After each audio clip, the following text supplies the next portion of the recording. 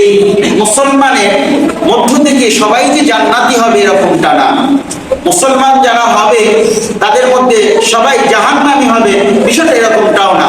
আল্লাহ সুবহানাহু ওয়া তাআলা কোরআন হাকীমের মধ্যে স্পষ্টভাবে বলে দিয়েছেন যে আমার বিধিবিধানগুলো যারা লঙ্ঘন করে তারা সীমা লঙ্ঘনকারী।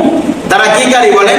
সীমা লঙ্ঘনকারী। আল্লাহ তাআলা একটা বলছেন, আল্লাহ তাআলা দেখেন কত নিয়ামত আমাকে আর আপনাকে দান করছেন।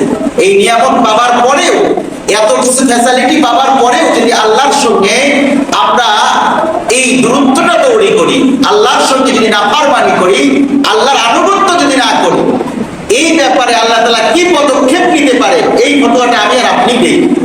আমি আর আপনি দেওয়ার জন্যই যথেষ্ট। নাউযুবিল্লাহ বলেন।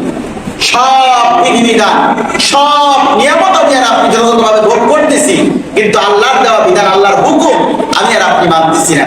তাহলে আল্লাহর নাফরমানি বান্দা হিসেবে আমি আল্লাহ তাআলার কাছে গ্রহণযোগ্য হব, নাকি আপনার ভালো বান্দা হিসেবে গ্রহণযোগ্য হব? বলেন তো। নিঃসন্দেহে বলা যেতে পারে যে আল্লাহর বিধিবিধানগুলো যদি আমি আর আপনি লঙ্ঘন করি, সীমা লঙ্ঘনকারী যখন আমি আর আপনি হব, তখন নিঃসন্দেহে বলা যেতে পারে আল্লাহর নাফরমানি বান্দা হিসেবে আমি কবুল হব। নাউযুবিল্লাহ। এটা আমার আর আপনার জন্য শুভনীয় নয়।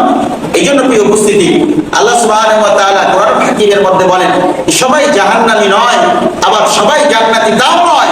আল্লাহ তাআলা এই পার্থিব জগতে মুআমেলাকে সামনে রেখে আমাকে আর আপনাকে ঘোষণা করবেন আমি জান্নাতি নাকি জাহান্নামী।